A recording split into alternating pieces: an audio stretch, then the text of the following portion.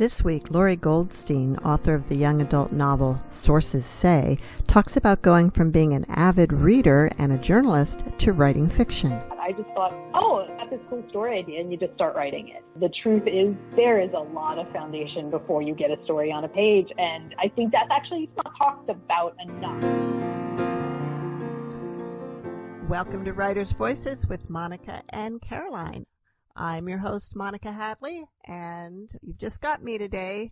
Caroline's not with us today, but she is still doing fine. I know some of you are always concerned to hear about her because she is at 85, one of our part of our at-risk population for COVID, for sure. But she's healthy and strong. So we have a really fun book to introduce to you today and a really interesting guest. Lori Goldstein, who earned her BA in journalism but eventually found her true writing passion in the world of fiction. She's never met a beach she didn't love, a book she wouldn't read, or a strange food she wouldn't try. She's the author of Sources Say, which is the book that we are talking about today. It's a book for young adults, and she is also the writer of Screen Queens and the contemporary fantasy series Becoming Jinn. Welcome to Writers' Voices, Lori. Thank you so much for having me. It's great to be here. Great. And did I get your name pronounced correctly? Absolutely. All right. Very good. So tell us a little bit about Sources Say. It's kind of an interesting concept. Yes, so it's definitely a one for our current time. Yes. It is, it weaves themes of journalism and the media and political candidates, so very timely for a fall 2020 release book. But even though it has these kind of bigger ideas and very timely topics, my books always feel to me mostly about family, mostly about a mother-daughter, and in this case, it's sisters. So as much as it is about big topics, it really is how they affect the people, the characters that are kind of the most important part of any story that I hope to put on the page. And Sources Say so is about two sisters, Kat and Angeline, and they're entering their senior year of high school in two very different places. Kat is this kind of old school journalist, determined to elevate her newspaper that's been struggling, and she wants to be able to win an award to impress the admissions board at Northwestern, where she hopes to go to college. And her sister Angeline is the complete opposite. She's an up-and-coming YouTube star, a wannabe influencer, and she was just invited to this boot camp run by a mega influencer that Angeline thinks will really make her career. But Angeline's mom isn't convinced, and she'll only let Angeline attend this boot camp if she gets more serious about school. That's how Angeline winds up running for student council president, and how her sister Kat is forced to cover her sister's campaign as part of the newspaper. And this is problematic for Kat because they're not that close. After their dad left them, they're raised by their single mom and their grandfather. The two sisters kind of have grown apart. So as the story goes on, Kat, as the journalist, is starting to battle this digital onion-like newspaper that pops up spreading fake news about the candidates. And Angeline has to tackle her very recent ex who decides to run against her in the student council election. And through kind of their storylines, the book is told in both their points of view. They start to realize that kind of both of their paths to success and figuring out exactly kind of how to deal with everything that's going on for them is to kind of concentrate on themselves, the sisters they are, the ones they hope to be. So it's definitely got a lot of timely topics, but also sisterhood, friendship, a little bit of romance, and I hope some humor in there. That's my goal. Now, Lori, what inspired you? Was there anything specific that you saw in the news or that was going on in the world that sparked this idea of writing this story for you? So the idea actually came about during a somewhat lively discussion, or perhaps a slight argument with my teenage nephews. We were all together and we were talking about kind of the pros and cons of things like Reddit and using social media as a way to get your news. And I know you said at the introduction that I have a BA in journalism. So does my husband, who is their uncle, and actually so does their mother. We were all journalism majors. So we all kind of have this stronger viewpoint about what the news is and maybe that more traditional old school news bent. But that's not the case for teens anymore, and even for, a lot of people older than teens. So it started to get me fascinated by the idea of how people are getting their news here, adults, but especially these teens who have grown up in a very different world than I did. Their access to information coming from sources and channels that just didn't even exist, let alone when I was young, but even like 10 years ago. And it is a double-edged sword, and it creates questions that teens don't have the tools to deal with. Adults either, really. What sources are trustworthy? How do we determine that?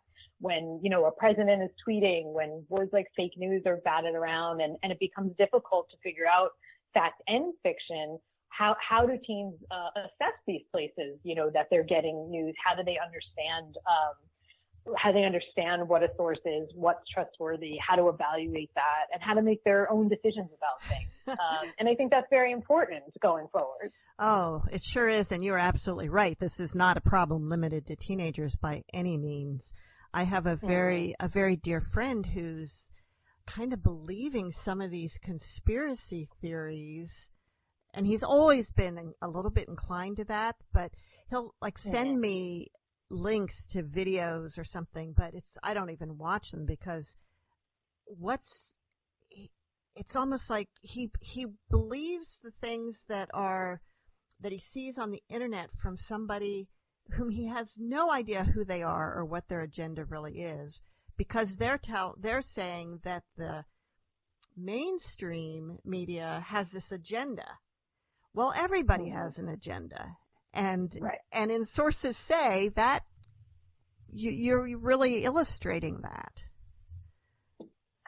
Yeah, I think it's very interesting. When I was doing some of the research about social media, and not just how people consume it and use it, but some of these statistics along the line of exactly what you're saying, that the more outrageous, the more baseless, the more things are shared on social media. They're, retweeted or shared on Facebook at a much higher rate. Like, we've become primed to want to believe the fantastical in a way. And that is the thing that people seem to gravitate towards, regardless of the truth, regardless of where it's coming from. And I think it's interesting because I think you can see it in politically, but even in, you mentioned COVID at the start, and I'm glad your mother is doing well, but even in terms of how people are approaching that and the parts of that they, either disseminate from, Facebook or, what they want to believe or choose to believe from what scientists are saying or, the CDC. It's really something that people want to believe, kind of the more outrageous, those more conspiracy. Right. And theories. Actually, that's one of the main things that this friend is about the vaccines and, these ideas that they were developed, that the whole thing was a way to plant tracers in us or something. I don't know. Yeah, it's just, I don't know. It's sad, and it's hard to know what to do about it. And of course, the characters in sources say are running into the same, Kat runs into the same situation with this onion, like you said, onion-like paper, making things up. Although the Onion, at least, is deliberately trying to be funny and doesn't expect, it's self-advertised as satire. And it's not trying to convince people. The paper. Yeah. Right.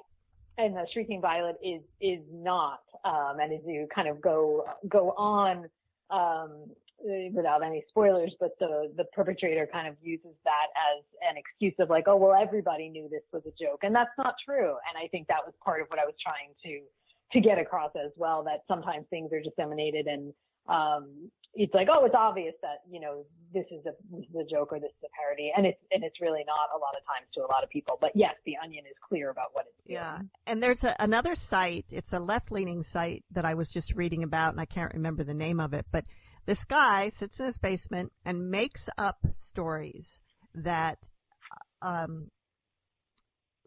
anti-Democrat and pro-Trump. He just makes these things up, posts them, sees how many thousands of likes and shares he gets, and then goes in and say, ha ha, this was made up. But it doesn't, it's like the more ludicrous the things that he writes are, the more shares he gets, just like you said. And even though he's doing it to try and show people you're being fooled, you really need to think about this. It doesn't seem to be working. Right. Yeah. And, as much as I wrote this book to, I wanted to add to the conversation, I did want to highlight it for teenagers specifically. But there is no clear answer. I don't have an answer. The characters in the book come to some sort of conclusions, but there isn't a clear how do we deal with this. And I think part of what I wanted to get across in the book is that it's not an easy solution, and it's something that everybody has to take responsibility for, both the people who are disseminating news, whether it's traditional or these non-traditional ways, but as well as the consumers. I think this is a situation where the onus has to be on those of us who are consuming news to start being more critical, analytical, and kind of let ourselves get rid of that sensationalistic bent that most of us have of like, oh yes, it's easy to pay attention to the neon sign, but we have to start getting back to evaluating what truly is a true source of news, what truly is worth sharing, and kind of having the responsibility that you don't share something unless you're sure of what this is. That easy just click that social media lets us do is just very different. And I think it's taken, a society as a whole to a place that we're all struggling with how to deal with it. And I love social media for certain aspects, so I don't ever want to malign it completely, but there are really bad sides that I think as a whole we need to start grappling with and figure out how to do this moving forward in a more positive or at least productive way. Well, that's definitely true. And I admit that sometimes I think, well, what if, I'm relying on sources that I believe have credibility, because it's not just some guy sitting in their basement. It's, if there's an organization, there's a history, there's fact checking to some extent, I think. But what if I'm being fooled? It's like, what if? Right. How do you really know? Yeah, and it's really hard, and I think for especially for younger people, this social media and has been such a part of their lives from when they were born or when they were little, and so for them it's maybe a different generation's Washington Post or New York Times or the Atlantic or things that you have an inherent trust for because they've always been there, and for kids it's something different. The social media has always been there. So kind of those arguments or those kind of teachings are hard to kind of are hard to resonate necessarily with everyone because the context is different. And it was actually very interesting. It was last year, around this time last year, when you still could travel. I went back to Lehigh University, which is where I went to college.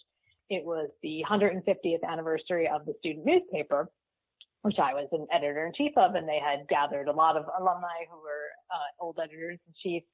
And it was kind of fascinating to see what the new journals department is doing and how they're tackling this in a small way of obviously presenting, journalists, and they want all the journalists who are in their program to be those trustworthy sources wherever they wind up in their fields. But they have the knowledge base of how to use social media kind of to their advantage, in terms of the ability, when you're, online, something digital that you're reading as opposed to a newspaper, having the ability to have your sources or your things you're quoting to be linked into the article you're writing. So not just presenting it, but kind of being transparent. There was very much an emphasis on teaching new student journalists the importance of transparency for this reason. So now you can click on that. You can see the sources. You can see the study that someone's citing, the expert, if you have an expert that you're quoting and they cite something, where you include that as the link. So, as I said, a little bit of the onus on consumers, but it's a benefit actually of, maybe an online world that they can use that to their advantage to try to, bolster, people's understanding of what is to be trusted, and read those sources and decide if you're trusting that study or not. Right. And when people talk about, doing your own research, it's not just clicking on links of what people are saying. It is actually looking at the sources, what their credentials are. It is looking at the studies and actually reading the studies, because the headline takeaway from the study is often not what you would get out of it if you actually read it with the knowledge of what was happening, of what was going on there. Right. So that's what doing your own research means, going to the source materials. It doesn't mean just reading a bunch of shares of the same information over and over again, of not even information, of the same opinion, and being able to determine the difference between opinion and just and reporting, which it's not easy. And I don't think this is something this is the first time that this has been a serious issue in our democracy, because, we learned about yellow dog journalism back in the 1800s. And I think it's similar to that. Do you remember that term? Well, it's interesting that I actually don't remember that term exactly, but I have an adult historical novel that is set in 1800 that'll be released next year, and a lot of that focus is surrounding the election of 1800 and what the newspapers did in that day. And the newspapers in that day, people don't think things could be worse than they are now, but the newspapers then were funded by the political parties, and, veiled articles that were written, actually, by people supporting the candidates and presented as just kind of fact newspaper articles. It was even more partisan and quote unquote fake news than I think today. Right. Well, yellow journalism was basically where there was little fact. It was, let's see, the definition here. It's the use of lurid features and sensationalized news in newspaper publishing to attract readers and increase circulation. Mm-hmm. And this is from Britannica. So, and the phrase was coined in the 1890s to describe the tactics employed in the furious competition between two New York City newspapers, The World and The Journal. So, like I said, this isn't the first time that we've been dealing with this, but the reach of it is probably greater because of social media and the internet. Now, you don't really dig into the bullying and so forth that social media also can happen. Is that, I have concern for kids these days who are so impacted by social media on a personal level. Mm-hmm. And there definitely is some of that in here, in your book. Mm-hmm. And do you know kids that have experienced that? In terms of the, effect that they have by being so overly connected, or no, by being into in a way, Angeline is a little bit this way, although she's got a pretty strong sense of self, but she's very impacted by how many likes her posts get. Right. And although I don't think it's not like she's going to be depressed if they aren't popular. It's that she's looking at it as this is her career, and this impacts her ability to make money from doing this, more than this is a reflection on who she is as a person. Mm-hmm. Would you say that's true? Yeah. I think she is very focused. Angeline, I think, is someone who is thinking 4, 5, 6, 7 steps ahead. And she ultimately wants a very successful career. And I think she is knowledgeable about the steps she's taking to get there, and also the the lines she's willing to cross, and that comes back to bite her in the book and makes her think, and is part of her growth arc. But she is aware of what she's doing. I don't think she is the type of character who is living, dying, breathing based on likes for a self-esteem issue. She comes at it more like, I know this is a means to an end, and right. The more people who I have following me and liking me, that means I can get ahead in what I, see forward as the career path I want. But I do think that is a, perhaps, I do actually know a couple of teens who do exactly what Angeline is doing, whether it's on Instagram or on as part of TikTok, that they are looking ahead. There are people who are making a lot of money being influencers. There are people who are making a lot of money by playing video games, and teens see that. They watch that. I have friends who their sons are big gamers, and we're looking at colleges, and colleges give scholarships for people who will play on their video game team. Yeah. Including Stanford. So I do think there is a subset of kids who are very much like Angeline and seeing like, I can make money off of this and I don't have to, go to a 9-to-5 day job. So I think there are teens who are in Angeline's side, and I do think there are the majority of teens who are doing that. I want more likes, and it's a validation, and that is dangerous. And I think that that is part of this that's difficult. But I think it also can be based on the friends I know who have kids in this age group. Sometimes maybe the emphasis in news or on shows on TV is very much on social media, and there are many examples of social media's negative influence on our teenagers. But even in person in school, I think is still as strong as it is. It's in terms of kind of whether it's bullying or kids trying to fit in, that in-person in school pressure is still there. And then the social media is almost like bolstering that. So it's in the tandem between those two that I think is where a lot of these kids are falling. It's not just kind of getting those likes and things on social media. It's comparing themselves to whatever party that other people went to that they didn't go to, or were they included in this person's photo or tagged in that person's photo. So it's kind of that kind of combination. It's the things everyone had to deal with as teenagers in school, and now our teenagers today are dealing with those same things with the bolstering of what social media can bring to it. And it's a lot. It's overwhelming. I agree. And I wonder if someday the kids will push back, and say, look, we're not doing this anymore. But that's wishful thinking. You're listening to Writers' Voices, and our guest today is Lori Goldstein, author of Sources Say. So are all of your books geared towards young adults? Yes. As I said, I will have an adult historical coming out next year, but the 4 that I've published so far are all young adult books.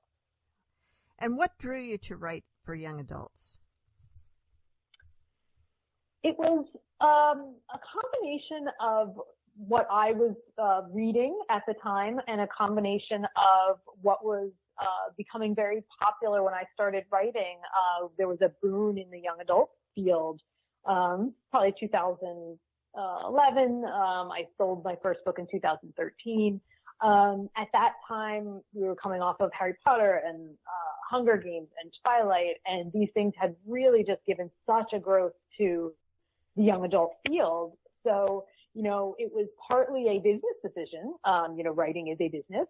It is an art, but it also is a business. And as I was finding out more about the industry and becoming a writer and seeing what publishers and agents who represent writers were looking for, everyone was clamoring for more young adult books. And then I took a step back and tried to figure out, well, what kind of story would I want to tell in that vein? And I was a big fan of kind of shows that were probably a little too young for me at the time, but I loved them, whether it was, the Vampire Diaries or Pretty Little Liars. And I was watching and reading books watching, entertainment that was geared towards young adults and reading those novels as well. So, it was a combination of interest and kind of marketing, what I thought would, work well for me as a debut writer. And those two came together in what was my first book, Becoming Jinn. So did you have a career as a journalist prior to writing fiction? I worked for newspapers and magazines early on, and then I transitioned into trade publishing. So still journalism, but this was like high-tech trade publications.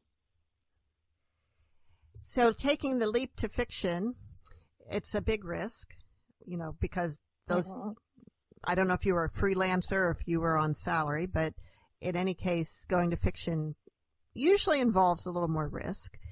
Did you have any hesitation about that? Absolutely. But I was in a very fortunate position. I had transitioned from the publication that I was working full-time for to be in the freelance capacity, partly because I wanted to explore some other opportunities, and I was lucky to have a partner who covered my health care, and that's not something that many writers, have or have a bit of a safety net. Without that, it would have been very hard. Not that it couldn't have been done, as I know many writers with full-time demanding jobs who write, on the side, whether it's weekends or nighttime. But I wanted a little bit more time to explore, so I basically went part-time. I went half-time to explore what else I might want to do, and I thought that writing was something I wanted to do, even though I wasn't one of those kids who always, I was always a big reader, but it wasn't always my dream to be a fiction author. I knew I wanted to be a writer, and that, was in this place of the nonfiction world for a while. And then I said, I really want to try my hand at fiction. I love to read.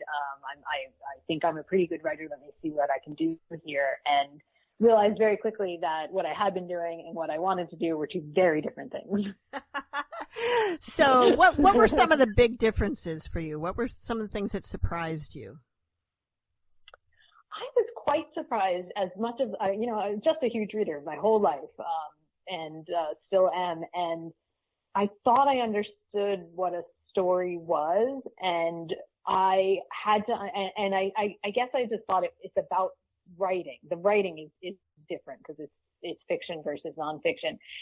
And the biggest surprise to me was I had really no foundation in how you put a story together in terms of story structure, in terms of, 3-act structure and understanding what scenes are and what scenes do, and characters and goals and emotional journeys and tangible storylines, all of these things that are like now the backbone. I also now teach creative writing, and I'm very much steeped in all of this now, but I had no knowledge of all that. I just thought, you got this cool story idea and you just start writing it. And the truth is there is a lot of foundation before you get a story on a page. And I think that's actually sometimes not talked about enough. We sometimes have this image of writers sitting at a typewriter and the, creative genius and the muse comes. And that's lovely. And it does happen for some writers that way. But writing for most of us is a lot of time and a lot of work. Well, how did you learn those things?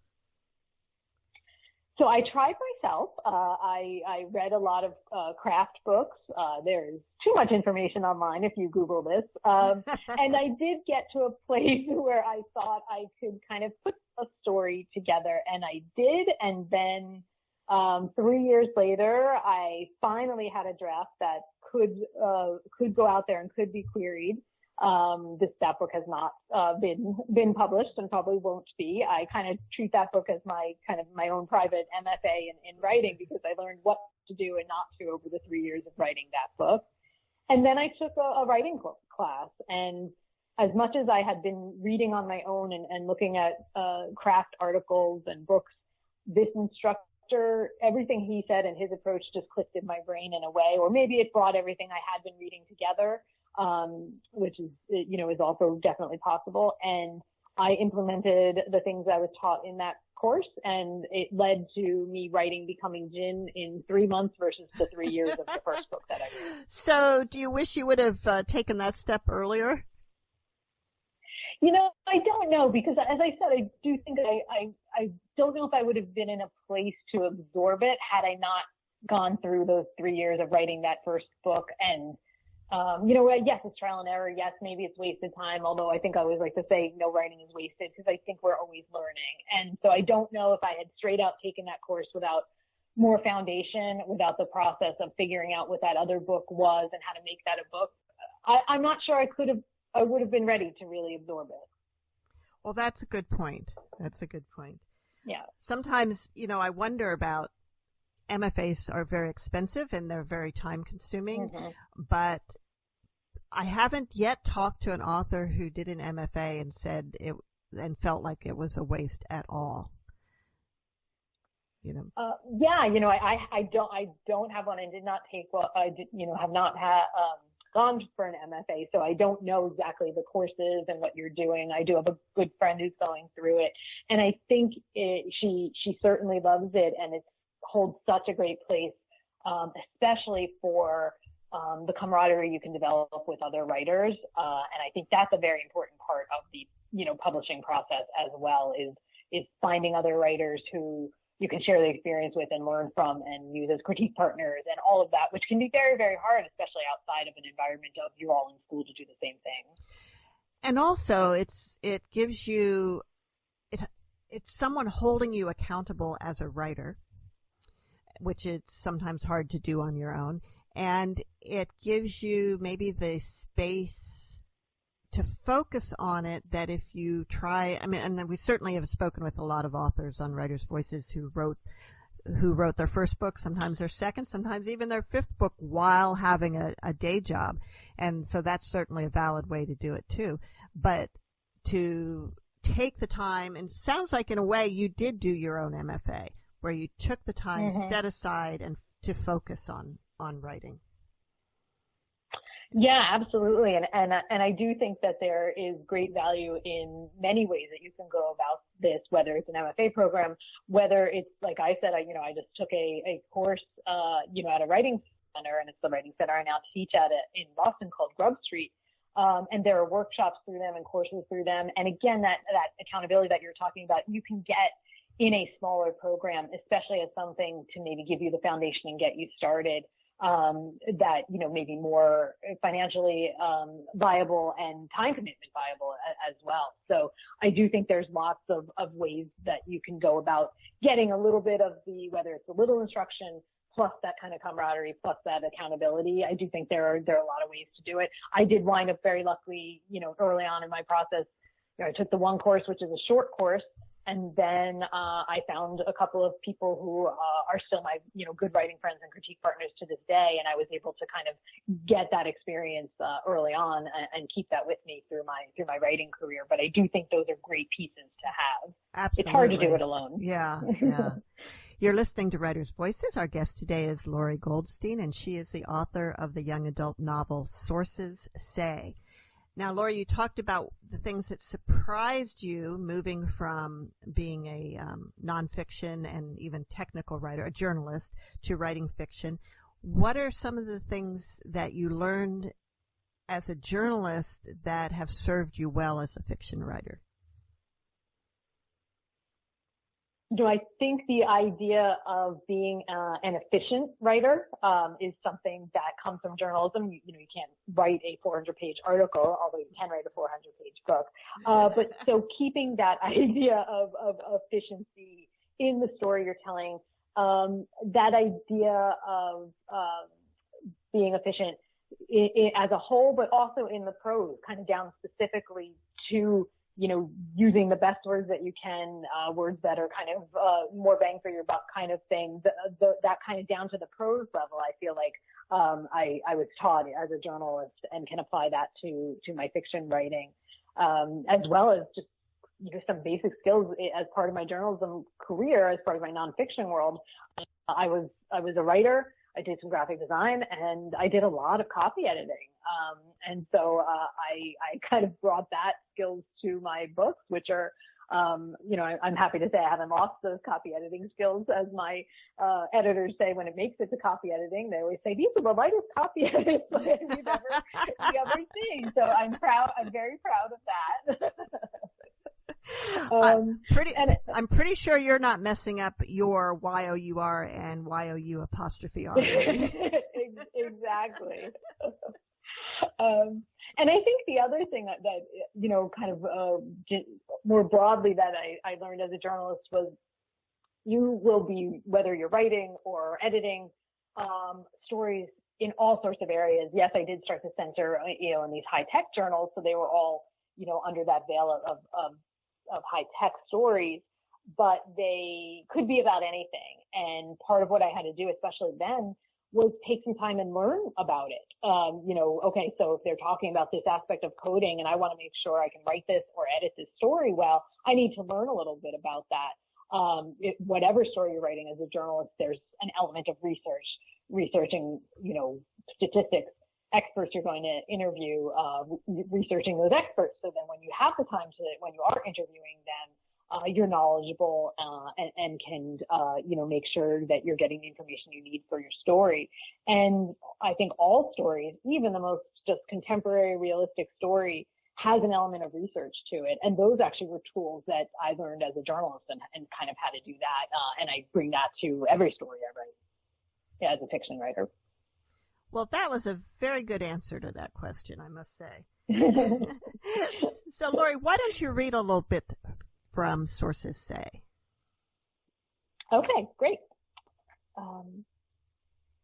Okay, so the chapter, part of the chapter I'm going to read is around page 90 of the book, chapter 10. And as I said, this is alternating points of view from sisters Kat and Angeline. And Kat is covering the student council election that her sister is running for president in that election. And the election, the campaigns of the student council candidates are thrown for a loop when this kind of sexist scandal hits the school. And this becomes the centerpiece of the candidates' campaigns. So this chapter is when that scandal comes to light and how Angeline uses that in her campaign, or begins to realize it could be used as part of her campaign. So this is chapter 10, when Angeline stands up and out, 22 days to the election. Crackle, static, muffled voices, throat clearing, tap, tap, tap. Attention Acadia students, this is Principal Schwartz. By now, you're all aware that our school has experienced an unfortunate incident. We appreciate your understanding and discretion as the events of this morning remain under active investigation. Acadia Charter School maintains a strict sexual harassment policy. Pro or con, Maxine shouted beside Angeline from their table in the center of the cafeteria. What we have witnessed is not only disturbing, but shocking to myself and all of Acadia's dedicated teachers. You want shocking? Step inside any boy's bathroom any day of the week, Maxine bellowed. Angeline swatted her arm. You're making a scene. I'm well aware. Those photos plastered all over the school are real. I know. Taken at my party over the summer. I know. So the question is, why isn't why I'm making a scene, but why aren't you? The perpetrator or perpetrators behind these so-called Frankengirls photos do a disservice to what we know is a decent and upstanding majority of our student body. Again, boys, Maxine started. Angeline elbowed her. We can't take sides. This isn't choosing blue or green eyeshadow. Never wearing blue eyeshadow is a total myth. It's really quite flattering. So long as you keep the rest of your makeup palette subtle, you can't be serious right now. What? The election's tomorrow. I can't risk offending voters. You're offending me right now. I'm in those pictures, and so are you. Rest assured, these Frankengirls will not be seen again. We have reported this transgression to the appropriate social media outlets, and seeing as how some of the body parts labeled belong to female students under the age of 18, any and all images and moving pictures will be taken down immediately. We would request that if you have posted an image of these Frankengirls, did he just use that word again? Maxine jolted out of her seat. Several other girls followed Maxine's lead, a few raising middle fingers toward the speaker in the ceiling. We would request that if you have posted any of these images on your social media accounts that you remove it yourself. We will not tolerate such a brazen disregard for the rules that govern this institution. For the rules, Maxine cried. That's what you're talking about? Rules and rules? What about the girls? It's a joke, Josh Baker shouted. Oh yeah? Chill, Tad said. It was a freaking pool party. You all chose to be in those bathing suits. High fives at his table, and Angeline rested her hand on Maxine's and squeezed. Misogynistic jerks, one girl cried. Boos and yeses erupted throughout the room. Maxine squeezed Angeline's hand back. I'm fine, but if you want to defend my honor, then get in the game. This is it. If you want to stand up and do what you're saying. Bring it. Angeline's heart beat in her throat. She had yet to prepare her primary speech, but everyone was here listening today. What should she say? Would being in the photos make people more or less likely to vote for her? She twirled a ring around her finger. Social media had taught her that backlash came like whiplash and was just as unpredictable. She scanned the room, lingering on Sammy, who stood under the football team's questionable "Sloths Give a Slow Death" banner, and then on Kat, frantically scribbling in her notebook a couple of tables over. Angeline's eyes floated to the end of her own table where Leo sat, where she used to sit with him. His expression was neutral, but the tightness of his jaw sent Angeline's mind spinning. Was he upset about the Franken girls? Generally or specifically? Specifically related to her being a part of it? The former meant he was the boy she knew he was, the one she loved. The latter meant he might still love her back. Angeline inhaled a breath and propelled herself out of her chair. Franken girls. Here, unlike at home, she had one take. One. Franken girls, she said louder. The name's almost as demeaning as the images themselves, isn't it? Murmurs of offense spilled from most of the female students, encouraging Angeline. This morning, the walls of our bathrooms and locker rooms were plastered with photocopied images of female students in our school, or should I say versions of female students in our school. 3 of them. Someone took the liberty of designing a perfect physical specimen. They pilfered photos, real photos, off social media and photoshopped them together like they were creating an avatar. A little of this, a little of that, and voila, a composite picture, a composite girl. Her phone buzzed with a notification. Someone had tagged her on Instagram. She made a show of shaking her head, masking her quick unlock and swipe. It was a pic of her from right then with a single hashtag female empowerment as the caption, posted by Natalie. Angeline lifted her head. Some of these girls, some of us, because I'm there too, wearing nothing but bikinis at a private party. Maybe we could live with that. Not like it, but live with it. Well, what did this person do? They labeled us, like we were meat. Shank, ribs, center cut, except it was torso Maxine Chen and right leg Natalie Goldberg. Maxine rapped on the tabletop. The adrenaline racing through Angeline's veins spurred her and she climbed up. Emily stepped forward, but every pair of eyes was focused on Angeline and their phones. Notifications were popping up on all of Angeline's social media accounts. Screw the election. This will totally bump up her Ask an Angel YouTube subscribers, she thought. And I'll stop right there. And that was Lori Goldstein reading from Sources Say. Now, one thing I noticed is that the parents, particularly Kat and Angeline's mother, who is obviously a very good mother, but she doesn't get very involved. And if this were happening, I think, to my teenage kids, I would be a little more proactive about it. But that's kind of the rule with YA fiction, isn't it? You know, it is kind of, there's this little joke that goes around that, all YA parents are deceased because we don't want them on the page that much. So it's an easier way to have them not in the book, which is sad. And I don't want to do that. So I like to have parents in the book. But yes, the idea is that teens should be learning to take responsibility for their actions and the consequences of those actions. Teens make a lot of bad decisions, and teens in books make a lot of bad decisions, partly as a way to show growth and taking responsibility. So the involvement of parents too much takes away from kind of that overall, message that we hope to be sending to teens as they read it. It's interesting because you often have kids. They don't want to read about parents either. They want to read about the people that are their age on the page. So too many conversations, too much involvement from the parents. Readers aren't as interested. The readers want to stay with the characters who are their age. Right. And that's absolutely understandable. One of the, you mentioned early on that this book, in addition to being about politics and social media and fake news and kind of current issues, it's also really about the sibling relationships. And to me, that was the saddest part, that these sisters had years of really anger at each other over a misunderstanding.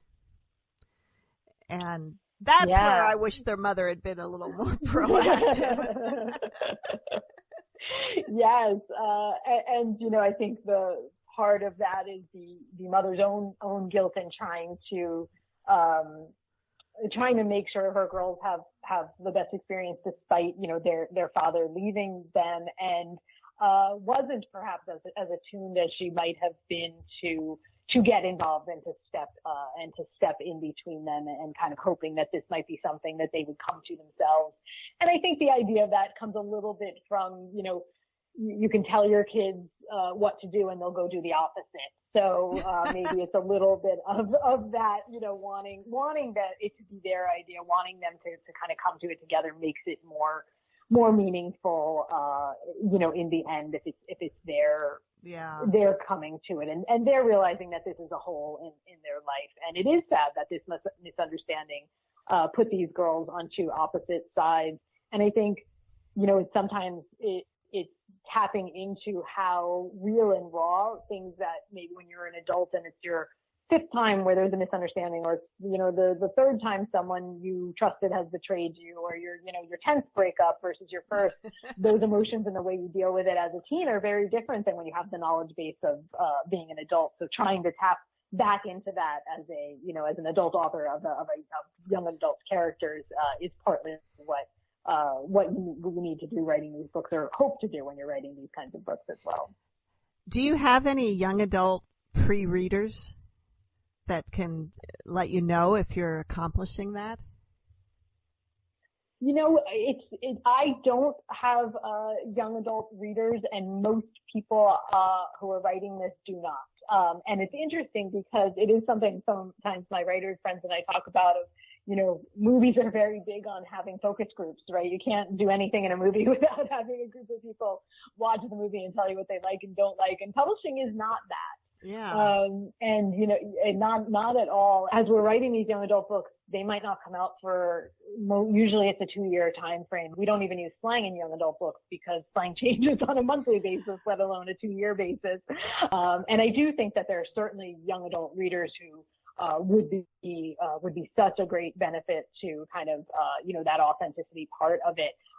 But it's also kind of this double-edged of, like, you know, there's an industry of what young adult is and what the publisher is looking for and editors are looking for. And that's just not part of the process as we stand right now. Well, that's interesting. And I didn't even think about the whole slang thing. Yeah. That's new to me. Now, I just had to ask this. The school mascot for the school that these girls are at is a sloth. Are there really any schools that would use a sloth as a mascot? I don't want to say that there aren't, because I was listening to this podcast that was talking about a team using a flamingo as their mascot, a sports team, and kind of saying how silly that was because a flamingo is this pink, you know, pretty pink bird. And then there was this whole kind of uproar about that and how the flamingo is like one of the hardiest and strongest like birds out there. It can drink like boiling water, and so I don't want to misalign the sloth and all of what a sloth might bring to the table. Well, that's a very good point. Plus, sloths are kind of having a moment in terms of trending, aren't they? Absolutely. You know, it's obviously, of course, to say a kind of metaphor for you know, how the school has been in the involvement that students have had in the school, and even the involvement the administration has had in the school a little bit while. So that's just a little bit of a fun aspect to add to the book. In fact, I was shopping online today for ugly Christmas sweaters. Don't ask why. And and I considered one with a sloth on it. Yes. They're very photogenic. So talking about, you know, the structure of your book. Now we talked earlier about kind of the overall structure of fiction. but your book has some interesting sort of departures from a structure that you might have seen even 10 or 20 years ago, with this interspersed special report article and the text messages going back and forth. So, so tell me about the decision to incorporate those and, how you did that. So I was very lucky that my editor and my imprint at Penguin Razorbill was very open to what I hoped to do with this book, because I didn't think I could write a book that is talking about social media, the pros and cons, that is talking about journalism without incorporating that on the page. I think it brings that to life and makes it feel much more realistic. That obviously on the technical side posed some challenges. They were great about there's a couple of Instagram posts that they got an illustrator to sketch the photo. There's campaign posters, and they got an illustrator to illustrate the campaign posters. Formatting text messages when you see your first pass and second pass pages. There is so much about, wait, we didn't format these text messages correctly, and you're going a lot of back and forth about that. So it's a bigger part of the process to incorporate these kind of extra pieces. But I really think for me it was core to how I envisioned the story from the start. So it has social media posts, it has campaign posters, and it has articles from the rival newspaper of the Shrieking Violet, from the Cast newspaper, the Red and Blue. And as you say, the book actually starts with a running story that is kind of told after the fact, after this election has happened, and kind of teases you throughout, kind of coming in, I think, in 6 parts to kind of fill in the pieces of what's happened during the campaign up until we hit the end of it. And that as a framing device is how I always envisioned starting the book, starting with this article that would tease you about all of these things kind of that have happened, and kind of lead you back to, wait, how did we get here and how did this start? So it was always my idea to have that framing device and have that come in to fill in the gaps. And I loved kind of putting those pieces together. So did you write that first and then fill it in? I write chronologically. Okay. So yeah, no, I didn't write that separately. I write from one to the next, but I am a big plotter. So I have an extensive scene by scene outline. So I knew, when they were going to come in and what purpose they were serving, and when. I just didn't actually write those pieces, as a whole beforehand, but I knew exactly what they were going to do and where they would show up. So when you're doing that plotting and writing that outline, has the story concept, sort of the whole story arc, kind of appeared to you at once, or does it come as a process of doing that? And how much time do you take? Days, weeks, months to do that before you start writing? Well, I wish it came all at once, because it takes a lot longer than that. My method of plotting is I always start with the characters, and as I said kind of early on, that this and all my books, I always want the characters to be the focus, and the characters are the ones driving the plot and not the other way around. So that means I need to know who my characters are, what they want in life, what they're willing to do to get it, what they're willing to sacrifice, kind of what's their emotional journey from start to finish, in addition to, what are they doing tangibly in the plot. So a lot of what I'm going to do in terms of plotting, what people think of plotting, people always think of story, events, those scenes. But the foundation for that is your characters and the journey they're going to go through in the book. So once I feel like I have my characters set for those things, and I'll probably spend 2 to 3 weeks just thinking about my main characters in terms of those aspects before I do any other plotting. And once I feel like I have a sense of who they are and what they want, then I can sit down and figure out, okay, how are they going about achieving this goal? How is Angeline going about achieving this goal of becoming the student council president? How is Kat going about her goal of elevating her newspaper to the level that she can win an award with it? So I kind of take that and start figuring out the actual plot events. And I always do my plotting in terms of the big moments in the book. And so in a 3-act structure, you have several key scenes that are biggies in the scene, and they come at percentages: 25%, 50%, 75%, and a climax. And so I always kind of start with those big scenes, and then once I have those on a trajectory that I think works, then I start filling in the smaller pieces. Well, that's a very organized way to do it. I think that comes from your journalism background too. Yeah. Yes, and maybe I'm a little type A, so that works for me too. But in terms of the length of time, it really cuts down on the writing. Both Source Stay and Screen Queens, I had to write. They were brought on proposal for contracts on proposal, and I had to write the full draft to get to my editors in 3 months. And there's no way I could do that without a detailed outline. Wow. Now that sounds like that's a 40-hour-a-week job, at least. That is probably a 60-hour-a-week job. Yes. I don't recommend it. I do teach and I still do freelance editing, but I do not have an otherwise, part-time job that I have to clock in and out. Although, of course, obviously my teaching, I have to show up on time for my teaching.